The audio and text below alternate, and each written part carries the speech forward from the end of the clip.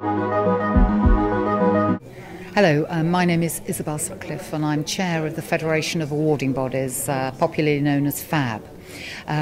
Today and tomorrow we're having our national conference here in Coventry. Delighted, we've got over 200 delegates coming on both days, and not just awarding body delegates. We've drawn interest from a range of other important stakeholders, the regulators who regulate the qualification systems, departments of government, SSCs and others. So this is a really fabulous opportunity for us all to get together, get an update in terms of where we are with qualification reform, which is ongoing, and importantly start to address some of the issues that the awarding community is facing in this tremendous, absolutely unparalleled moment of change.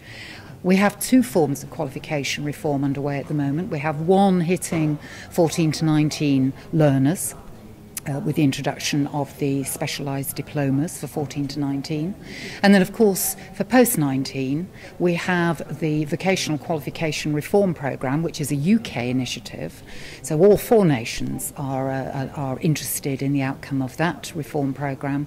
And that's looking again at the qualification system, which is truly responsive to employer needs. And of course the intent is that as a result of these reforms we get young people 14 to 19 much more confident in terms of knowing that they've got the qualifications that will help them to move on to what their preferred option would be, higher, further learning or the workplace. And for adults and employers, we have got a highly motivated workforce that is interested in its own and ongoing development.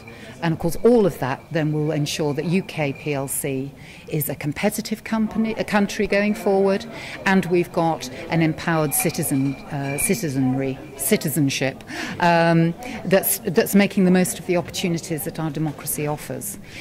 For FAB at the moment, we're just waiting for a very important piece of legislation to get through Parliament. It's in its final stages.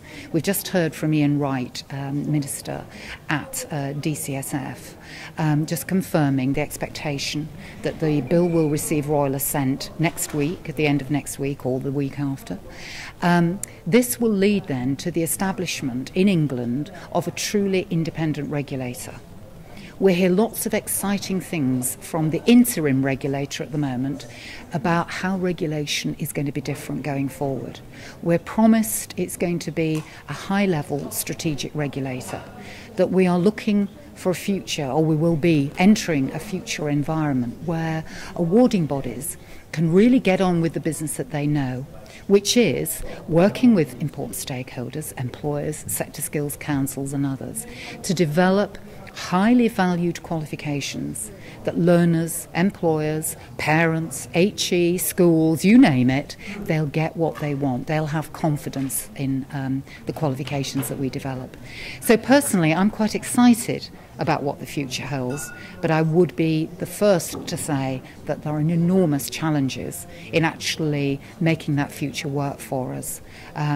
But with a regulator and it's a country, the other country regulators, all echoing the same thing, which is about reduced bureaucracy, targeting attention where it's needed, being proportionate, being transparent.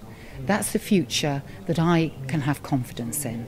And so this conference is making sure that our awarding bodies that we represent as FAB are really feel confident too in terms of what its association, me as its chair and the rest of the exec committee, we understand the agenda, we're positioning the awarding community to its best effect, and we're going to shape the